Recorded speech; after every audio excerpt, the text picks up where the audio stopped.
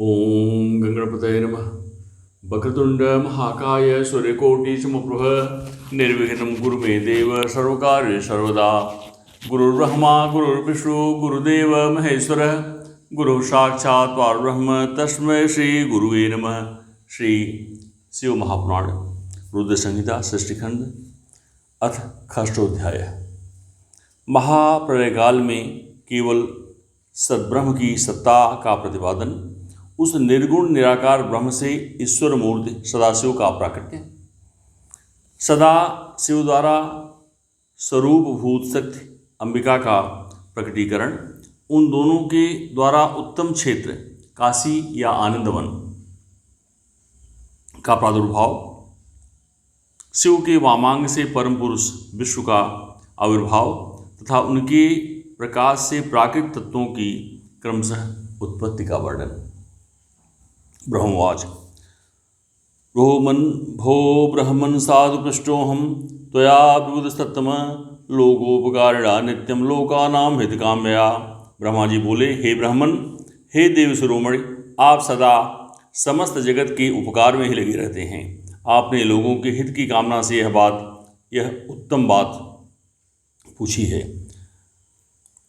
यच्छ्रुत्वा सर्वलोकानां सर्वपापक्षयो भवेत् तदहं ते प्रवक्ष्यामि शिवतत्त्वमनामयम्। जिनके सुनने से संपूर्ण लोगों के समस्त पापों का क्षय हो जाता है, उस अनामय शिवतत्व का मैं आपसे वर्णन करता हूँ। शिवतत्त्वमनैव विष्णुनापि यथार्थतः ज्ञातुं च परमं रूप मद्भूतं च प्रणयन। महाप्रलय काले च नष्टे स्थावर जंगमे आसीत मोमयम सर्व मनर्क ग्रहतारकम। शिव तत्व का स्वरूप बड़ा ही उत्कृष्ट और अद्भुत है, जिसे यथार्थ रूप से न मैं जान पाया हूँ, न विष्णु ही जान पाए और न अन्य कोई दूसरा ही जान पाया है। जिस समय यह प्रलय काल हुआ, उस समय समस्त चराचर जगत नष्ट हो गया। सर्वत्र केवल अंधकार ही अंधकार था। न सूर्य दिखाई देते थे और अन्यान्य ग्रहों तथा नक्षत्रों का भी पता नहीं था। अचंद्रमन महोरात्र मनज्ञा नीलभूजलम अप्रधानम व्यच्छून्य मन्यते जो विवर्जितम। न चंद्र था, न दिन होता था, न रात थी। अग्नि, पृथ्वी, वायु और जल की भी सत्ता नहीं थी। उस समय प्रधान तत्व अव्याकृत प्रकृति से रहित सूना आकाश मात्र शेष था। दूसरे किसी तेज की उपलब्ध नहीं होती थी। अदृष्टात्वादिरहितं शब्दस्पर्श मुंजितं अव्यक्त गंधरूपं च रसत्याक्तमिदमुखम। अदृष्ट आदि का भी अस्तित्व नहीं था। शब्द और स्पर्श भी साथ छोड़ चुके थे।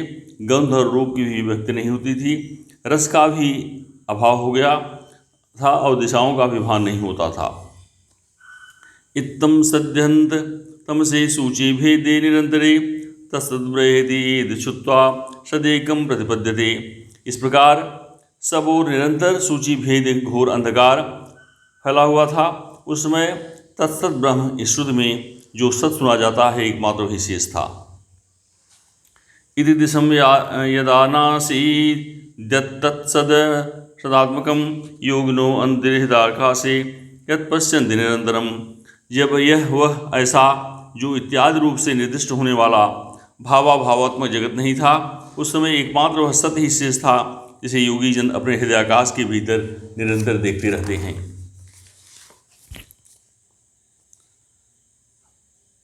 अमनो गोचरं वाचां विषयं न कदाचन अनाम रूप वर्णम च न च स्थूलम नेत्रकृशम। अश्वदीर्घमलघु गुरुत्व परिवर्जितम न यत्रोपचय कश्चितानोपचयोपि च। वह सत्तत्व का मन का विषय नहीं है। वाणी की भी वहाँ तक पहुँच नहीं होती। वह नाम तथा रूप रंग से भी शून्य है। वह न स्थूल है, न कृश है, न ह्रस्व है, न दीर्घ है, न लघु है, न गुरु ही है। उसमें न कभी वृद्धि होती है और न ह्रास होता है। अविधत्ते सचकितं यदस्तीति श्रुति पुनः सत्यं ज्ञानमनन्तं च परमानंदं परमः।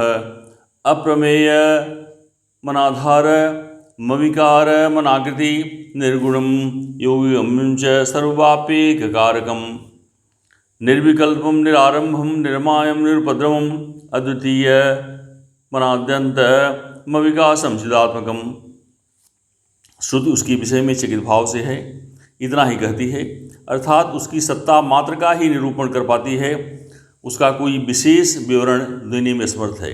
वह सत्य, ज्ञान स्वरूप, अनंत, परमानंदमय, परम ज्योति स्वरूप, अप्रमेय, आधार रहित, निर्विकार, निराकार, निर्गुण, योगिगम्य, सर्वव्यापी, सबका एकमात्र कारण, निर्विकल्प, निरारंभ, माया शून्य, उपद्रव रहित, अद्वितीय, अनादि, अनंत, संकोच विकास से शून्य तथा चिन्मय है। यस्येत्थं संविकल्पन्ते संज्ञा संयोक्ति स्मवये कियता चैव कालेन द्वितीयेच्छाभवत् किल। जिस परम ब्रह्म के विषय में ज्ञान और अज्ञान से पूर्ण उक्तियों द्वारा इस प्रकार ऊपर बताए अनुसार विकल्प किए जाते हैं, उससे कुछ काल के बाद सृष्टि का समय आने पर द्वितीय होने की इच्छा प्रकट की, उसके भीतर एक से अनेक होने का संकल्प उदित हुआ। अमूर्तेन सुमूर्तिस्य तेना कल्पिस्वलीलया सर्वस्य निर्गुणापेतो सर्वज्ञानमयी शुभा सर्वगा सर्वरूपा च सर्वदृक् सर्वकारिणी सर्वैकवन्द्या सर्वाद्या सर्वदा सर्वसंस्कृति है। तब उस निराकार परमात्मा ने अपने लीला शक्ति से अपने लिए मूर्ति आकार की कल्पना की। वह मूर्ति संपूर्ण ऐश्वर्य गुणों से संपन्न, सर्वज्ञानमयी, शुभ स्वरूपा, सर्वव्यापिनी, सर्वरूपा, सर्वदर्शनी, सर्वकारिणी, सबकी एकमात्र बंदनीया, सर्वाद्या, सब कुछ देने वाली और संपूर्ण संस्कृतियों का केंद्र थी। परिकल्पेतितां मूर्ति महेश्वरीं शुद्धरूपिणीं अद्वितीय मुनाद्यन्तं सर्वाभासं चिदात्मकम् अंतर्दधे पराख्यं वद ब्रह्म सर्वगमव्ययम्। उस शुद्ध रूपिणी ईश्वर मूर्ति की कल्पना करके वह अद्वितीय, अनादि, अनंत, सर्वप्रकाशक, चिन्मय, सर्वव्यापी और अविनाशी परब्रह्म अंतर्हित हो गया। अमूर्ति यत् पराख्यां वै तस्य मूर्ति सदाशिव आर्वाचीन पराचीना ईश्वरम तुम जगुर्बुधा। जो मूर्ति रहित परम ब्रह्म है, उसी की मूर्ति चिन्मय आकार भगवान सदाशिव हैं। अर्वाचीन और प्राचीन विद्वान उन्हीं को ईश्वर समझते हैं। शक्तिस्तदैकलेनापि स्वैरं विवरिता तनुः स्वविग्रहात् सव्यं सृष्टा स्वशरीरानपायनी। उस समय एकाकी रहकर स्वेच्छानुसार विहार करने वाले उस सदाशिव ने अपने विग्रह से स्वयं ही एक स्वरूपभूता शक्ति की सृष्टि की, जो उनके अपने श्रीअंग से कभी अलग होने वाली नहीं थी। प्रधानं प्रकृतं तां च माया गुणतीं परां बुद्धितत्त्वस्य जननी माहुर्विकृतिवर्जिताम्। उस पराशक्ति को प्रधान प्रकृति गुणवती माया, बुद्धि तत्व की जननी तथा विकार रहित बताया गया है। माँ शक्तिरंबिका प्रोक्ता प्रकृति है सकलेश्वरी त्रिवेद जननी नित्या मूल कारण मृत्युत। वह शक्ति अंबिका कही गई, उसी को प्रकृति सर्वेश्वरी, त्रिवेद जननी, नित्या और मूल कारण भी कहते हैं। अष्टोभुजास्या सन्विचित्र वदना शुभा राका चंद्र सहस्रस्य वदने भास्य नित्यशः। सदाशिव द्वारा प्रकट की गई उस शक्ति की 8 भुजाएं हैं। उस सुभलक्षणा देवी की मुख की शोभा विचित्र है। वह अकेले ही अपने मुखमंडल में सदा पूर्णिमा के 1 सहस्र चंद्रमाओं की कांति धारण करती है। नानाभरण संयुक्ता नानागति समन्विता नानायुधधरा देवी फुल्लपंकजलोचना। नाना प्रकार के आभूषण उसके सिंगों की शोभा बढ़ाते हैं। वह देवी नाना प्रकार की गतियों से संपन्न है और अनेक प्रकार के अस्त्र शस्त्र धारण करती है। उसके नेत्र खिले हुए कमल के समान जान पड़ते हैं। अचिंत्य तेजसा युक्ता सर्वयोनि समुद्युता एकाग्नि यदा माया संयोगा चाप्यनेकिका। वह अचिंत्य तेज से जगमाती रहती है। वह सबकी योनि है और सदा उद्यमशील रहती है। एकाग्नि होने पर भी वह माया संयोग के साथ अनेक हो जाती है। परः पुमानीश्वर शिव शंभुरनीश्वर शीर्षे मंदाकिनी धारा भालचंद्र स्त्रिलोचन। वे जो सदाशिव हैं उन्हें परम पुरुष ईश्वर, शिव, शंभु और अनीश्वर कहते हैं। वे अपने मस्तक पर आकाश गंगा को धारण करते रहते हैं। उनके भारत देश में चंद्रमा शोभा पाते हैं। उनके 5 मुख हैं और प्रत्येक मुख में 3 नेत्र हैं। पंचवक्त्र प्रसन्नात्मा, 10 बाहुस्त्री शूलधिक, कर्पूर गौर सुषितो, भस्मोद्धूलित विग्रह। 5 मुख होने के कारण वे पंचमुख कहलाते हैं। उनका चित्त सदा प्रसन्न रहता है। वे 10 भुजाओं से संयुक्त और त्रिशूलधारी हैं। उनके 6 अंगों की प्रभा कर्पूर के समान श्वेत गौर है। वे अपने सारे अंगों में भस्म रवाए रहते हैं। युगपच्च तथा शक्त्याम साकं कालस्वरूपिणी, शिवलोकाविदं क्षेत्रम निर्मितं तेन ब्रह्मणा। उस कालरूपी ब्रह्मा ने एक ही समय शक्ति के साथ शिवलोक नामक क्षेत्र का निर्माण किया था। तदेव कसिकेत्येत प्रोचते क्षेत्रमुत्तमं, परम निर्माण संख्यानम सर्वोपर विराजिताम। उस उत्तम क्षेत्र को ही काशी कहते हैं। वह परम निर्वाण या मोक्ष का स्थान है जो सबके ऊपर विराजमान है। ताभ्याम चरमाणाभ्याम तस्मिन् क्षेत्रे मनोरमे, परमानंद रूपाभ्याम परमानंद रूपिणी। वे प्रिया, प्रियतम, शक्ति और शिव जो परमानंद रूप हैं उस मनोरम क्षेत्र में नित्य निवास करते हैं। वह काशीपुरी परमानंद रूपिणी है। पुनः प्रलय कालेपि न तच्छेत्रम कदाचन, विमुक्तम ही शिवाभ्याम यदि विमुक्तम ततो विदुः। हे मुने, शिव और शिवा ने प्रलय काल में कभी उस क्षेत्र को अपने सानिध्य से मुक्त नहीं किया है, इसलिए विद्वान पुरुष उसे अवमुक्त क्षेत्र भी कहते हैं। अस्यानंदवनं नाम पुराकारी पिनाकिना, क्षेत्रस्यानंद हेतुत्वा दविमुक्तमनंतरम। वह क्षेत्र आनंद का हेतु है, इसलिए पिनाकधारी शिव पहले उसका नाम आनंदवन रखा था। उसके बाद वह अवमुक्त के नाम से प्रसिद्ध हुआ। अथानंदवन्ने तस्मिन् शिवयोरमाणयो इच्छेत्यभूतसरसे हि सृज्यः कोऽप्यवरः किल।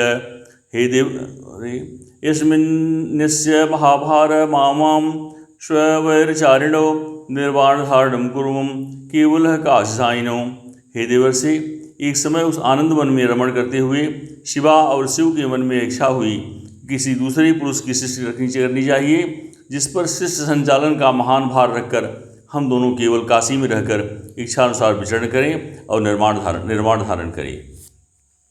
स एव सर्वं कुरुतां स एव परिपातु च स एवं संवृणोत्ते मदनुग्रहतः सदा। वही पुरुष हमारे अनुग्रह से सदा सबकी सृष्टि करे, वही पालन करे और अंत में वही सबका संहार भी करे। चेतः समुद्राकुच्च चिंताकल्लोललोलितं, सत्वरत्नं तमोग्राहं रजो विद्रुमवल्लितं। यस्य प्रसादात् तिष्ठाव सुखमानंदकानने, परिक्षप्त मनोवृत्तों बहिश्चिंतातुरे सुखम। यह चित्त एक समुद्र के समान है, जिसमें चिंता की उत्ताल तरंगें उठ उठकर इसे चंचल बनाती हैं। इसमें सत्वगुणी रत्न, तमोगुणी रूपी ग्राह और रजोगण रूपी मूंगे भरे हुए हैं। इस विशाल चित्त समुद्र को संकुचित करके हम दोनों उस पुरुष के प्रसाद से आनंद कानन काशी में सुखपूर्वक निवास करें। यह आनंदमय वह स्थान है जहाँ हमारी मनोवृत्ति सब ओर से सिमटकर इसी में लगी हुई है और जिसके बाहर का जगत चिंता से आतुर प्रतीत होता है। संप्रधारित स विभुस्तया शक्त्या परमेश्वरेश्वरः, सभ्ये व्यापार्यांचंके दशमेंगे दशधाशव। ऐसा निश्चय करके शक्ति सहित सर्वव्यापी परमेश्वर शिव ने अपने वाम भाग के 10वें अंग पर अमृत का सिंचन किया। ततः पुमानाविरासीदे कैसस्रोलोक सुंदर, शांतः सत्वगुणोर्दिक्तो गांभीर्यमतिसागरः। वहाँ उसी समय एक पुरुष प्रकट हुआ जो तीनों लोगों में सबसे अधिक सुंदर था। वह शांत था, उसमें सत्वगुण की अधिकता थी तथा वह गंभीरता का अथाह सागर था। तथा च क्षमयायुक्तो मुनिलब्धोपभोवतः इंद्रनीलद्युतिः श्रीमान् पुंडरीकोत्तमक्षणे। मुने, क्षमा गण से युक्त उस पुरुष के लिए ढूंढने पर भी कोई उपमा नहीं मिलती थी। उसकी कांति इंद्रनील मणि के समान श्याम थी। उसके अंग अंग से दिव्य शोभा छटक रही थी और नेत्र प्रफुल्ल कमल के समान शोभा पा रहे थे। सुवर्णकांति विच्छिष्ट दुकुल युगलावृत लसत प्रचंड दोर्दंड युगलो विभराजित है। उनके श्रीअंगों पर सुवर्ण सदृश कांति वाले दो सुंदर रेशमी पीतांबर शोभा दे रहे थे। किसी से भी पराजित न होने वाला वह वीर पुरुष अपने प्रचंड भुजदंडों से शोभित हो रहा था। ततः स पुरुषः सभ्यं प्रणम्य परमेश्वरं नामान कुरु मे स्वामिन् तत्कर्म जगावती। तदनंतर उस पुरुष ने परमेश्वर शिव को प्रणाम करके कहा, हे स्वामिन, मेरे नाम निश्चित कीजिए और काम बताइए। तच्छ्रुत्वा वचनं प्राह शंकरः प्रहसन् प्रभुः पुरुषं ते महेशानो वाचा मेघ गभीरया। उस पुरुष की यह बात सुनकर महेश्वर भगवान शंकर हंसते हुए मेघ के समान गंभीर वाणी में उससे कहने लगे, शिववाच विश्रुवती व्यापकत्वानि नामख्यातं भविष्यति बहुनन्यानि रामानि भक्तसौख्यकराणि है। हे वत्स, व्यापक होने के कारण तुम्हारा विष्णु नाम विख्यात होगा। इसके अतिरिक्त और भी बहुत से नाम होंगे जो भक्तों को सुख देने वाले होंगे। तपः कुरु दृढो भूत्वा परमं कार्य साधनम इत्युक्ता श्वास मार्गेण ददौ च निगमं ततः। तुम सुस्थिर होकर उत्तम तप करो, क्योंकि वही समस्त कार्यों का साधन है। ऐसा कहकर भगवान शिव ने श्वास मार्ग से श्री विष्णु को वेदों का ज्ञान प्रदान किया। ततो अच्युतम शिवम नत्वा चकार विपुलम तथा तपः अंधाधानं बुतः शक्त्या स लोक परमेश्वरः। तदनंतर अपनी महिमा से कभी च्युत न होने वाले श्री हरि भगवान शिव को प्रणाम करके बहुत बड़ी तपस्या करने लगे और शक्ति सहित परमेश्वर शिव भी पार्षद गणों के साथ वहाँ से अदृश्य हो गए। दिव्यं द्वादश सहस्रम वर्षं तत्त्वापि ताच्युतः न पाप स्वाभिलषितं सर्वदं शंभुदर्शनम। 12,000 दिव्य वर्षों तक तपस्या करने के पश्चात भी विष्णु अपने अभिष्ट फलस्वरूप सर्वस्व देने वाले भगवान शिव का दर्शन प्राप्त न कर सके। ततः संशय मापन्न निशितं हृदि सादरं मयाद्य किं प्रकृतिभ्य विष्णु शिवं स्मरन्। एतस्मिन्नन्तरे वाणी समुत्पन्ना शिवाच्छुभा तपः पुनः प्रकृतव्यं संशयस्यामनुपत्तये। तब विष्णु को बड़ा संदेह हुआ। उन्होंने अपने हृदय में शिव का स्मरण करते हुए सोचा कि अब मुझे क्या करना चाहिए। इसी बीच शिव की मंगलमयी आकाशवाणी हुई कि संदेह दूर करने के लिए पुनः तपस्या करनी चाहिए। ततस्तेन तच्छ्रुत्वा तपस्तप्तं सदारुणां बहुकालं तदा ब्रह्म ध्यान मार्ग परिणिः। शिव की उस वाणी को सुनकर विष्णु ने ब्रह्म में ध्यान को अवस्थित कर पुनः दीर्घकाल तक अत्यंत कठिन तपस्या की। ततः स पुरुषो विष्णु प्रबुद्धो ध्यान मार्गतः सुप्रीतो विस्मयं प्राप्तं किं यत्तत्त्वमोहितेति। तदनंतर ब्रह्म की ध्यानावस्था में ही विष्णु को बोध हो आया और वे प्रसन्न होकर यह सोचने लगे, अरे यह महान तत्व है क्या।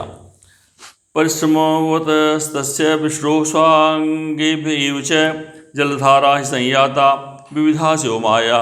उस समय शिव की इच्छा से तपस्या के परिश्रम में निरंतर विष्णु के अंगों से अनेक प्रकार की जलधाराएं निकलने लगी।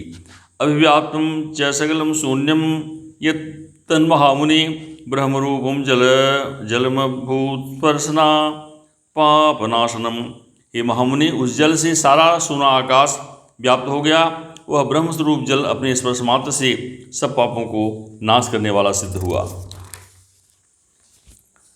तदा शांतस्य पुरुषो विष्णुस्तमिंजले स्वयं शुष्वाप परम प्रीतो बहुकालं विमोहितः। उस समय थके हुए परम पुरुष विष्णु मोहित होकर दीर्घकाल तक बड़ी प्रसन्नता के साथ उसमें सोते रहे। नारायणेति नामापि तस्यासि शुद्धि सम्मतं नानकिंचिद तदाहासीत्वाकृतं पुरुषे मिरा। नार अर्थात जल में शयन करने के कारण ही उनका नारायण या श्रुति सम्मत नाम प्रसिद्ध हुआ। उस समय उन परम पुरुष नारायण के दूसरी कोई प्राकृतिक वस्तु नहीं थी। एतस्मिन्नन्तरे काले तत्त्वान्यासन महात्मनः तत्प्रकारं शृणुप्राज्ञ गतो मे महामते। उसके बाद ही उन महात्मा नारायण देव से यथासमय सभी तत्व प्रकट हुए। हे महामते, हे विद्वान, मैं उन तत्वों की उत्पत्ति का प्रकार बता रहा हूँ, सुनिए। प्रकृतिस्य महानासिन महन्तस्य गुणाश्रयः अहंकारस्ततो जातः त्रिविधो गुणभेदतः तन्मात्रस्य ततो जाताः पंचभूतानि वै ततः तदैव तानि इन्द्रियाणि ज्ञानकर्मा ज्ञानमर्मयानि च। प्रकृति से महत्तत्व प्रकट हुआ और महत्तत्व से सत्वादि तीनों गुण, इन गुणों के भेद से ही त्रिविध अहंकार की उत्पन्न हुई। अहंकार से 5 तन्मात्राएं हुई और उन तन्मात्राओं से 5 भूत प्रकट हुए। उसी समय ज्ञानेंद्रियों और कर्मेंद्रियों का भी प्रादुर्भाव हुआ। तत्त्वानामिति संख्यानम् उक्तं तेर्षितमं जडात्मकं तत्सर्वं प्रकृतेः पुरुषं विना। हे मुनिश्रेष्ठ, इस प्रकार मैंने आपको तत्वों की संख्या बताई है। इसमें से पुरुष को छोड़कर से सारे तत्व प्रकृति से प्रकट हुए हैं, इसलिए सब के सब जड़ हैं। तत्तदैकीकृतं तत्त्वं चतुर्विंशतिसंख्यकं शिवेच्छया गृहीत्वा स शुष्वाप ब्रह्मरूपके। तत्वों की संख्या 24 है। उस समय एकाकार हुए 24 तत्वों को ग्रहण करके वे परम पुरुष नारायण भगवान शिव की इच्छा से ब्रह्मरूप जल में सो गए। इति श्री शिव महापुराणे द्वितीयायां रुद्र संहितायां प्रथम खंडे षष्ठोपाख्याने विष्णुत्पत्ति वर्णनम नाम षष्ठोध्यायः। इस प्रकार से शिव महापुराण के अंतर्गत द्वितीय रुद्र संहिता के प्रथम खंड में शिष्ट उपाख्यान का विष्णु उत्पत्ति नामक वर्णन 6ठा अध्याय पूर्ण हुआ। चंद्रशेखर चंद्रशेखर चंद्रशेखर पाहि माम, चंद्रशेखर चंद्रशेखर चंद्रशेखर रक्ष माम। इस अध्याय के वाचन में जो भी त्रुटि हुई हो उसे क्षमा करें। हर हर महादेव, हर हर महादेव, हर हर महादेव।